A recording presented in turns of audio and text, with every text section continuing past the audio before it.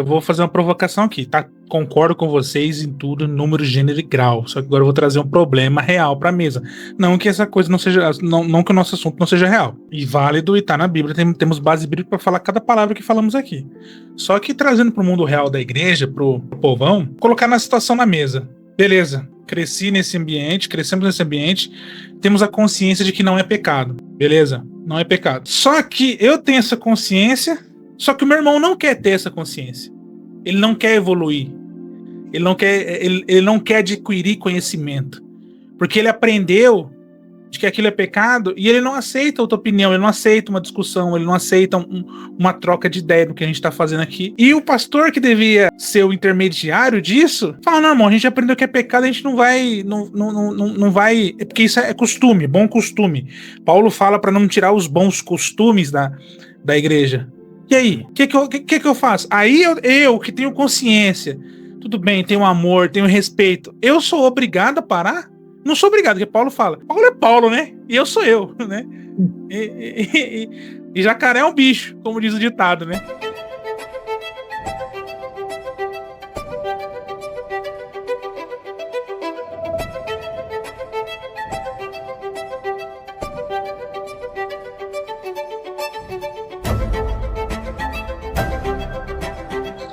Eu tenho uma resposta. Enquanto você tava falando... Prepara o coração, hein? Eu tava meditando e tal, e lembrando de algumas circunstâncias similares ao que você tá falando aí, né? Eu acredito o seguinte, né? Que eu vou pegar um exemplo que vocês dois vão se aplicar. A barba, quer ver? A barba, essa mesma. Que tem algumas igrejas, né, tradicionais, que tem algum empecilho com a barba, né? Talvez tenha sido originário da questão contra o comunismo, né? Porque os comunistas geralmente eram tudo barbudo.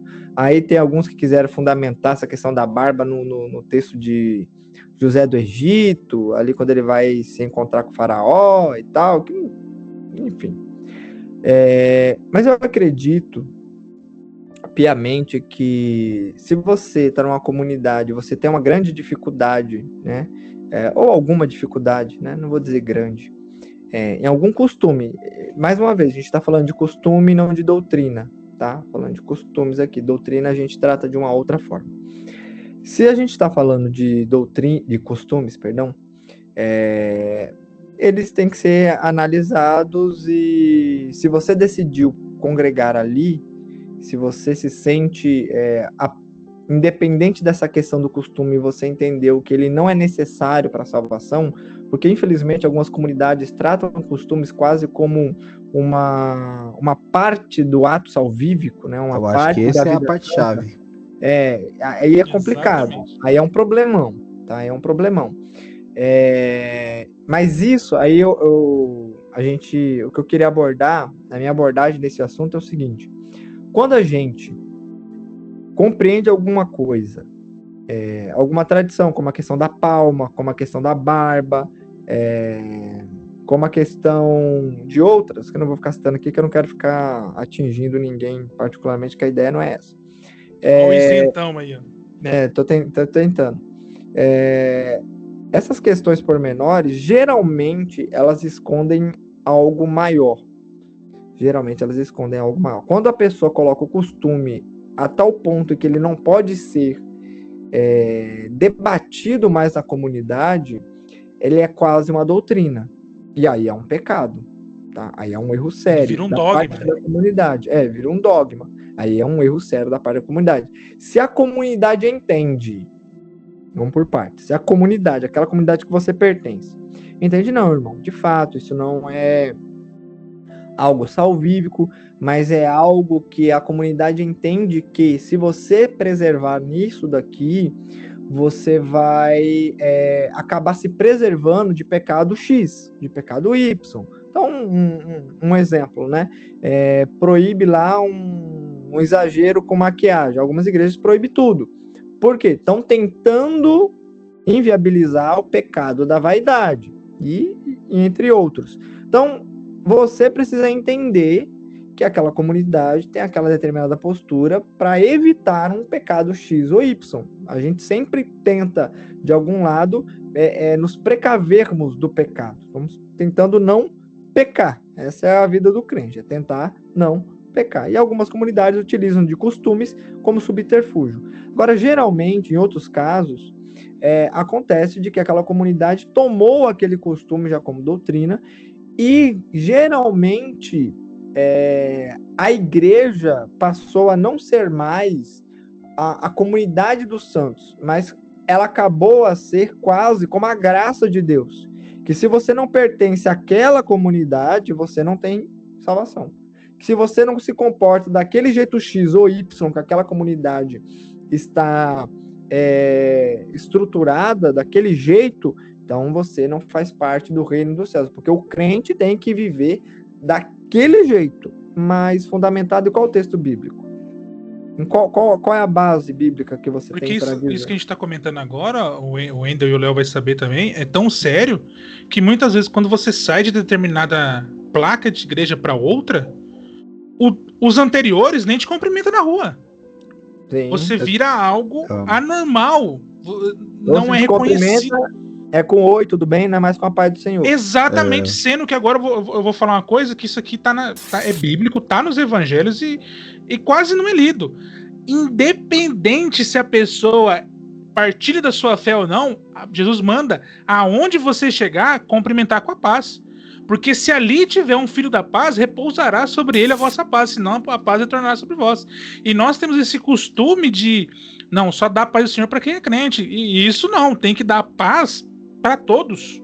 Quem aceitar, aceitou. Quem exatamente. Não aceitar, É complicado. Eu tenho um exemplo engraçado, que depois que eu saí da igreja que eu pertencia, eu lembro que eu trombei uma irmã numa festa de casamento, olha só que legal. Aí ela foi me apresentar para as outras pessoas que estavam lá, até então eu não conhecia, que já eram outras pessoas que chegaram na igreja e tal, e eu já tinha saído. Aí ela foi me apresentar e falou assim, ó, olha, esse daqui, ó, ele era líder do meu filho, quando ele era crente, nossa, ele foi uma bênção pro meu filho, ele abençoou muito a vida do meu filho cresceu muito. Ali eu percebi que não foi na maldade, mas dá pra gente pegar, por exemplo, desse gancho, né? Tipo assim, agora que ele saiu, quando ele era crente, ou seja, quando eu estava lá, ou seja, eu sou crente, eu só era crente porque eu estava lá. A partir do momento em que eu levantei e comecei a pensar diferente, eu já comecei a deixar de ser crente, não é? Eu penso assim, ó, se você analisar a história da igreja, eu gosto muito de analisar essa parte da história da igreja, muitos dos costumes que surgiram, e a gente precisa pontuar isso, foi uma questão de zelo e um cuidado com as pessoas que estavam se achegando. Foi o que o Wendel disse aqui agora. Por exemplo, a questão da barba. A barba, além dos comunistas, naquela época, as pessoas mais, assim, que eram desleixadas ou envolvidas com coisas erradas, os hippies daquela época, eles utilizavam a barba. Então, a ideia desse zelo é para que as pessoas não confundissem você com aquelas pessoas, com aqueles costumes, né? Então, ande sempre com a barba. Por exemplo, as roupas, ou melhor, sem barba. As pessoas com as roupas de não usar maiô, de não usar bermuda, etc., era aquilo que nós comentamos antes dessa fala do Ângelo, né? Para não provocar pecado na outra pessoa. Então, esse zelo, ou até mesmo dos irmãos que acabou de chegar da igreja. O irmão é recém-convertido. Ele veio de uma outra cultura. Aí ele entra na igreja e ele se sente atraído pela mulher do outro irmão. E aí ele, motivado aos seus costumes antigos, vai para cima dessa irmã, é um problema. Então, era tratado os costumes como logo de imediato, como um zelo, não é? Então, por exemplo, assim, o cara ia para a igreja, a primeira coisa que ele aprendia era como ele deveria se portar, se vestir, antes mesmo de levá-lo ao conhecimento. E a gente entende que foi como se fosse uma estratégia, principalmente aqui no Brasil, na época que começou. Vamos falar aqui das igrejas pentecostais, que trouxeram mais desses costumes do que as outras igrejas que aqui já estavam. eles tinham muito dessa preocupação. Só que a gente percebe, e aqui puxando um gancho para uma outra discussão, que o excesso de zelo, quando ele não é introduzido em um aprofundar das Sagradas Escrituras, ele acaba se corrompendo. É como se fosse uma evolução negativa do zelo. E eu acho que é isso que aconteceu em muitas dessas igrejas. O zelo, e assim, nós viemos de uma denominação, nós já falamos no outro vídeo qual denominação nós viemos, então não precisa dizer muito, que para se abrir uma igreja é muito rápido. Se abre uma igreja num estralar de dedos. Então acaba abrindo uma igreja e colocando nessa igreja um pastor que muitas das vezes tem 1 ano de convertido, 6 meses de convertido, o cara já era um dirigente de igreja. E ele não tinha um certo conhecimento. A única coisa que ele carregava com ele mesmo era o que ele aprendeu da outra igreja. E 50% a 60% do seu aprendizado era o raso baseado nos usos e costumes da igreja. Então a única coisa que ele conseguia transmitir era aquilo que muitas das vezes nem ele sabia. Você tá entendendo? Então ele ensina novos crentes e novas pessoas. De pirata, né? Só repete. Você entendeu? Então ele repete e transmite verdades que, no fundo, e vocês já devem ter trombado com pessoas dessas, né? Pessoas convertidas, extremamente piedosas, que chamavam você no canto, tipo assim, um ato de amor. Ô, irmão, eu sei que não é pecado, mas toma cuidado. Vamos evitar, irmão. Eu te amo, eu não quero te perder. Vamos... Sabe? Porque nem mesmo esse irmão sabe como lidar com essas questões. Só que aí a gente precisa tomar cuidado, que aí entra uma linha tênue, não é? A partir do momento em que os nossos olhos começam a ser abertos e a gente se afunda nas Sagradas Escrituras, é o nosso dever ser luz, principalmente nas nossas comunidades. Uma coisa que uma menina lá da partilha falou para nós, uma senhora, uma senhora que a gente admira muito lá, ela disse uma frase que me marcou muito. Ela falou assim: talvez nós devemos ser os maduros da nossa igreja e ajudar outras pessoas também a serem maduras. Só que chega um certo ponto, que eu acho que aconteceu com todos nós, e se torna incompatível. Nós não estamos mais edificando a igreja, não estamos mais cooperando, e pelo contrário, nós agora estamos nos tornando pedras de tropeço para os que estão lá. Porque pode acontecer o que o Ângelo falou, eles não querem abandonar suas ideias antigas, aprendi assim, vou morrer assim, tá assim e acabou. E não tem o que faça. Não tem o que. Eu acho que quando chega nesse extremo, não tem outro pensamento a não ser sair. Porque se torna um fariseu. Vocês são limpos por fora e mortos por dentro. Porque é o que está acontecendo na igreja de Corinto. Porque quando você começa a zelar sem amor, acontece isso. É o resultado que aconteceu com nós três, praticamente. E porque nós falamos na primeira partilha, né? Eu acho que se a cultura influencia. Eu acho que eu nunca contei isso pra vocês. Nunca me afetou, vou contar pra vocês, porque não me afeta. Também se me afetou, já perdoei, amém, e oro pelas pessoas. Mas nas últimas igrejas que eu fui, na penúltima, eu fui chamado de satanista. Por quê? Porque eu usava barba, não concordava com a doutrina do pastor em dessa questão arminiana e calvinista, mas isso nunca foi problema. Eu nunca impus falar a minha é a certa, a minha nunca, jamais. Sempre tive maturidade de falar, irmãos, existem os dois pensamentos, esse fala isso, esse fala aquilo, agora vocês, e a nossa igreja segue isso. Ainda falava, porque querendo ou não, eu longe de mim querer puxar sardinha pra mim mesmo, mas eu conheço a história da minha igreja. Como poucos conhecem. Então, quando eu falava, eu sabia o que eu tava falando. Só que, como o beabá ali, eu mostrava além do beabá, o cara é satanista. Não, e você percebe que a maioria das igrejas, elas nascem rompendo tradições. Só que elas acabam criando tradições que fazem delas iguais às outras, sabe? E eu acho também que... Bom, isso aí você prepara, porque provavelmente é melhor cortar, pra não dar treta. Ai, cara, eu fico pensando sobre isso, né? As pessoas, elas estão tão enraizadas nessa questão de dogmas e costumes, que os dogmas e costumes se tornaram os seus deuses, cara. E elas focam tanto nisso que esquecem de se aprofundar no básico, sabe? É questão do básico. Eu já tive casos, por exemplo, de ser confrontado, por exemplo, por ir... Eu acho que você vai lembrar disso, Ângelo. Num culto de ceia, eu tava de barba, e nós havíamos... Você tava nisso. E nós havíamos conversado que ia ser o último culto nosso de barba. Lembra disso? Só que nesse culto, bendito nesse culto, o pastor, no caso, me viu de barba. E aí, o que aconteceu? Eu acabei indo pra salinha de reunião conversar com eles por causa da barba. Só que naquele momento me fez pensar que, por exemplo, eles estavam gastando tempo, energia, talvez até por um ato de amor, talvez querendo que eu melhore, né? Gastando tempo e energia por causa da minha barba, e tinha outras questões piores na igreja que precisavam ser tratadas, que precisavam ser, por exemplo, analisadas numa profundidade em que a barba perde completamente o sentido e a importância. Por exemplo, mentira, adultério, talvez... Deixar alimento estragar em vez de doar, fazer toda uma burocracia para doar alimento. Você tá entendendo?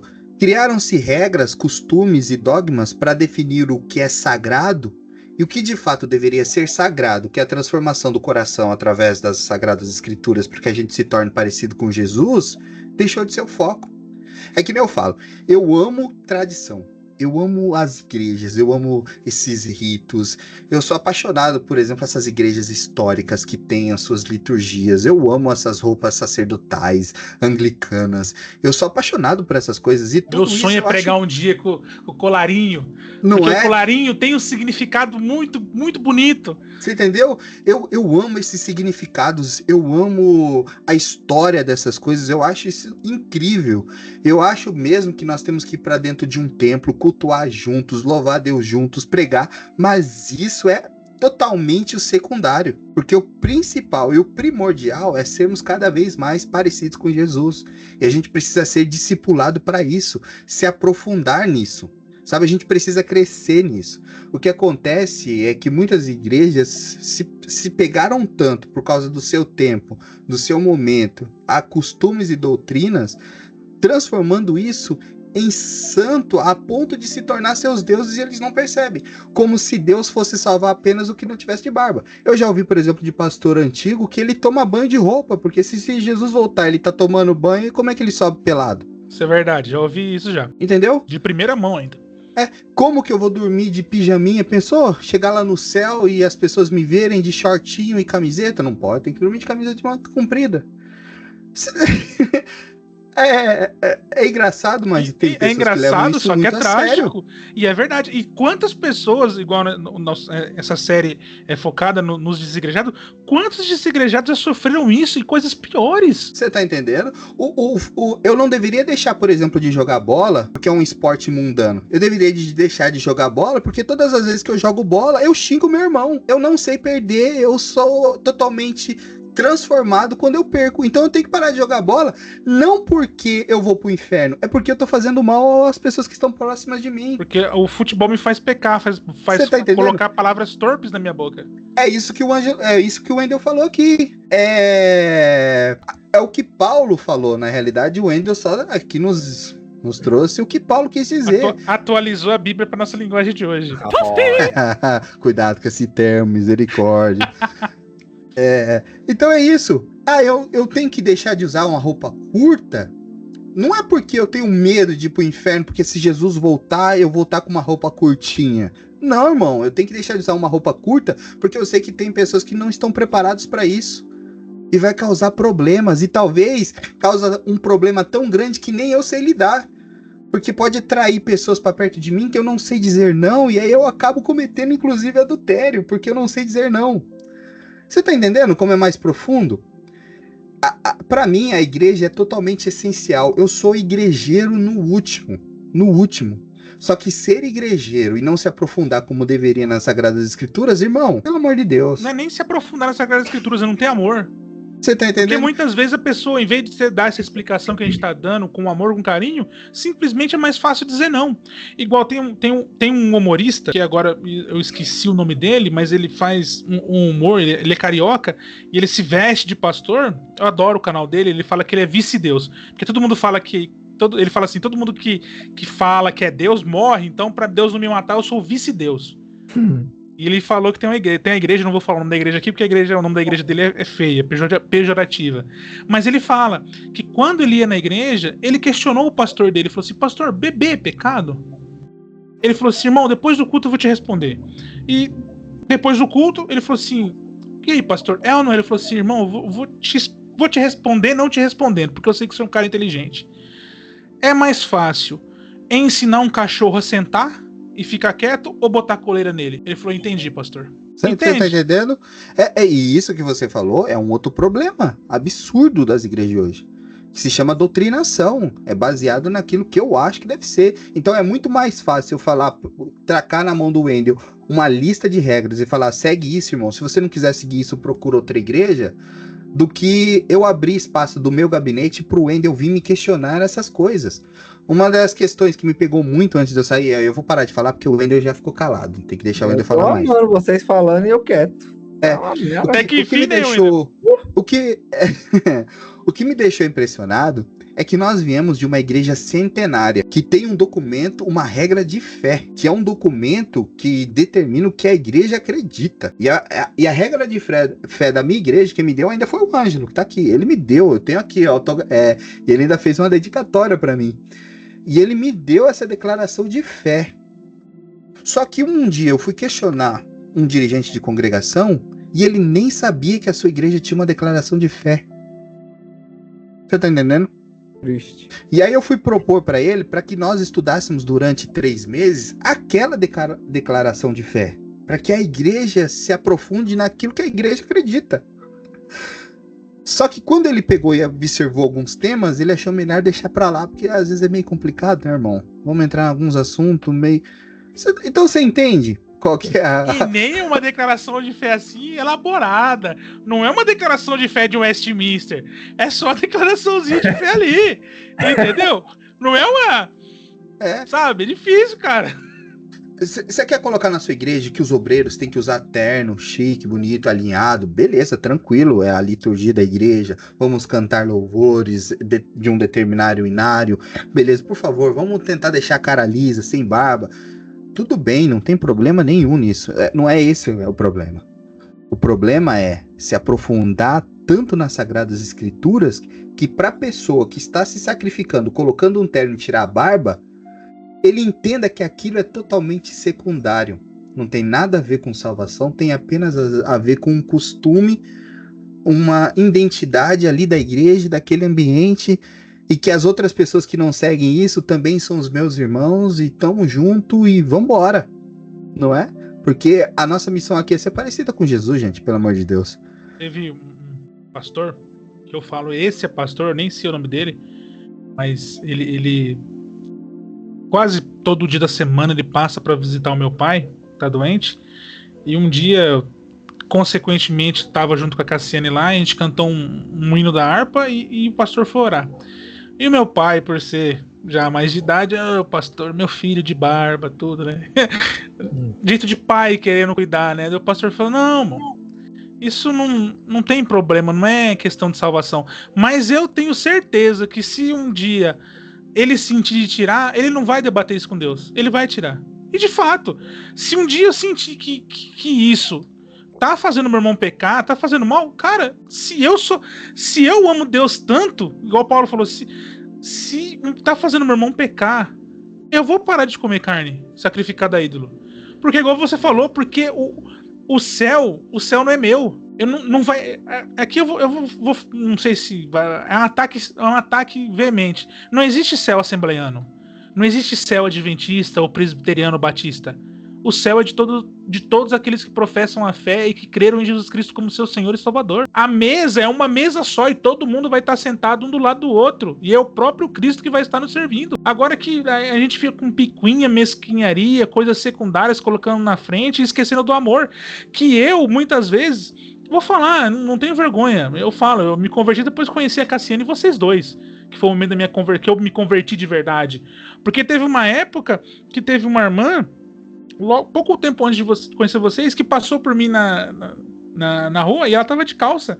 E ela me cumprimentou com a paz do Senhor e eu, bom dia. Entende? E eu tenho vergonha em falar, mas eu não tenho vergonha de admitir que eu estava errado. E eu mudei, eu conheci, porque quando eu comecei a ver o que eu vivia e o que a Bíblia falava, não tem sentido. Então, se eu amo a Cristo, eu sou obrigado a me converter.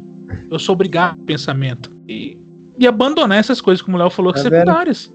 Essa pontuação que o Ângelo trouxe agora, né, trazendo aí o seu exemplo de vida, essa era, não sei se ficou claro, mas essa era a minha preocupação no início, que as questões dos dogmas, dos costumes, elas, quando tratadas com essa severidade, elas muitas vezes demonstram que a pessoa ela não está, de fato, ainda convertida.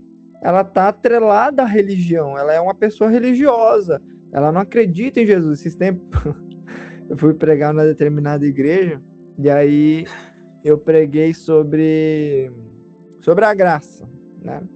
Nós somos salvos pela graça. Tem coisa mais bíblica do que isso? Eu acho meio difícil. E eu falei, irmãos, você consegue entender isso de verdade? Porque se você conseguir entender, você vai conseguir aí falar dentro do seu coração, para si próprio, eu não mereço ser salvo. Eu sou salvo pela graça. O irmão, mas que teve de irmão revirando a cara, se contorcendo no banco.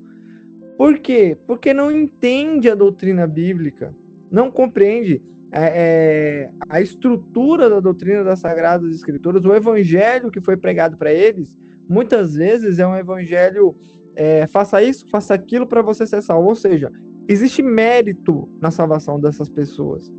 E aí, por causa disso, usar a roupa X, a roupa Y, a barba tal, a barba assim, cortada assim, tem mérito na salvação dele. Então, por isso, quem não pratica o que ele pratica, não tem salvação, porque ele está fazendo para ser salvo, porque que o outro não tem que fazer? Eu não sei se acho que vocês não chegaram a esse conhecimento, que isso também é um pouco antigo, da década de 70, 80. Aqui no Sul, se eu não me engano, em Rio Grande do Sul, teve um irmão que supostamente morreu, depois ressuscitou. Depois vocês procuram, vou mandar para vocês, e quem está nos ouvindo, Adão de Campos, testemunho. Foi gravado em LP e tudo. E ele fala que ele morreu, foi pro céu, foi pro inferno, e quando ele chegou na porta do céu, ele viu muitas irmãs chegando e descendo pro inferno, porque o anjo abria uma caixinha dourada e tinha o cabelo que a irmã cortava. Santas que chegavam no céu, o anjo mandava virar suas costas para ele. Ele media lá no céu os cabelos das irmãs, eles não dizem cabelo, eles dizem véu. Eles mediam, o anjo media com a mão o seu véu, e ele sente a falta quando falta. E ele perguntava o que tava. Entende o nível da situação? Vocês dão risada isso hoje, mas era sério, é sério isso. Tem uma pseudo-profeta aí na internet que ela diz que Deus levou ela pro inferno, e lá tem uma sala só das pessoas que jogam bola. Entende? E que Deus maluco é esse? Aí tudo bem, o Léo, quer dizer, o Wendel não gosta, mas eu acho, não sei se eu vou colocar o corte aqui, mas o Caio Fábio fala: eu tenho mais amor do que esse Deus. Eu tenho mais amor ao próximo do que esse Deus que essas pessoas pregam. E o Caião tá errado? Pode colocar o corte nisso daí. Você tá certo, mas pode colocar o corte nisso daí. Mas cara, é que nem tipo assim. É que nem você falou, Ângelo, agora. Se comer carne vai fazer o meu irmão pecar, então um ato de sacrifício eu vou parar de comer carne. Mas eu acho que é mais profundo que isso. Eu tenho que parar de comer carne, mas o meu foco deve provar e mostrar para esse meu irmão que comer carne não tem nada a ver.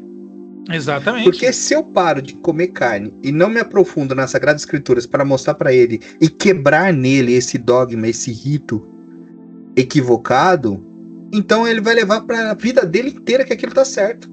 E ele vai ensinar outras pessoas que ele tá certo. E ele vai te usar de exemplo para mostrar que ele tá certo. Você tá entendendo? Não é só dizer, então, tudo bem, parei. Mas vamos olhar junto nas Sagradas Escrituras por que nós paramos? Vamos ver o que as Sagradas Escrituras diz? Vamos para a nossa regra de fé principal, que é a Palavra de Deus? Entendeu? Eu acho que essa é a questão. Só que daí muitas vezes nós temos aquele defeito, né? Em resumo, é igual Sara fala, né, com Abraão, que Deus seja o juiz entre mim e ti. E a Bíblia que deve ser o nosso juiz entre mim e você. entre nossas causas. Mas o problema é quando o irmão ele tem esse déficit de nem conseguir interpretar a Bíblia. Tem bastante. Entendeu? Esse é o problema. Porque passou no Fantástico alguns anos atrás, uns 15 anos atrás, aquele pastor, né, que usou aquele versículo de Oséias para ter relação sexual com a irmã do membro da igreja, casada. Né? Com a irmã casada, né? Por causa que ignorou uma vírgula, né? Vai e adultera. Pega adúltera. Não pega adúltera. É que nem um pastor reformado, um dia ele foi pregar numa igreja pentecostal, e aí o pastor da igreja pentecostal já tinha na cabeça que ele não tinha sido batizado com o Espírito Santo ainda, vai vendo. E aí lá na hora da pregação ele pregou com tanto fervor, com tanta graça, com tanta unção e tal, e a igreja pegou. Aí ele chegou pro irmão e falou assim: nossa, irmão, que bênção, como Deus te usa, imagina se o Espírito Santo tivesse em você. Eu já ouvi isso. Você tá entendendo? Por quê?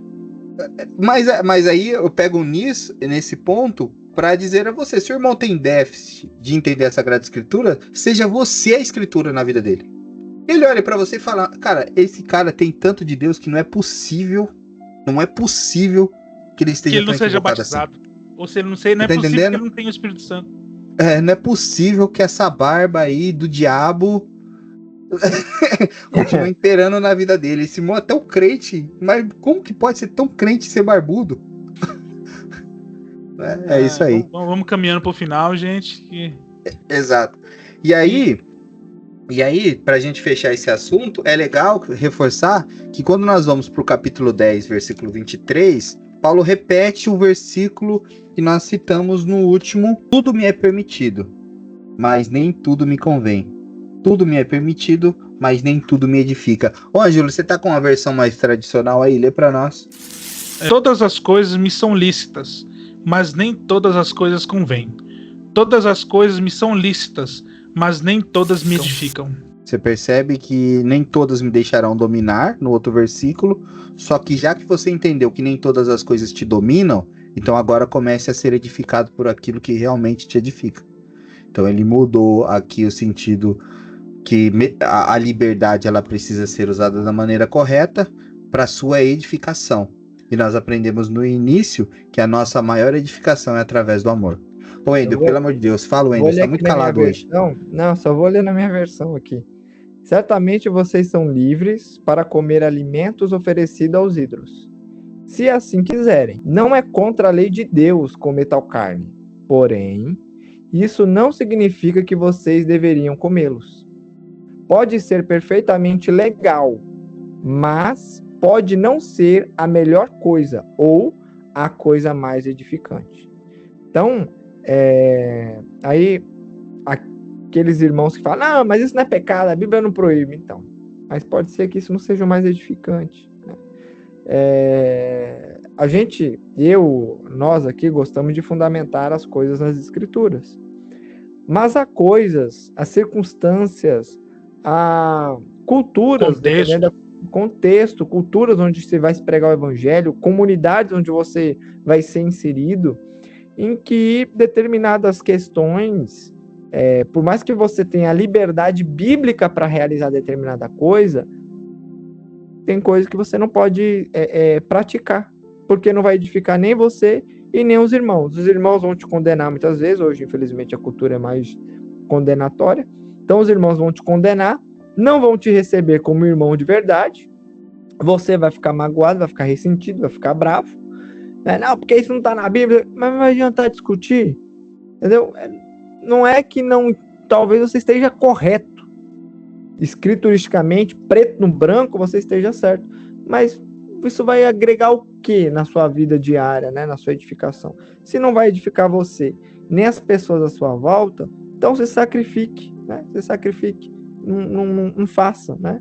Não divulgue, não faça na frente dos irmãos, né? Então, se policie. Ou busque uma outra comunidade também, que tenha esse pensamento que nem você, né? Que tenha esse pensamento mais alinhado, mais próximo ao seu pensamento, e amém, continue servindo a Deus. Para matar o assunto, versículo 24 do capítulo 10.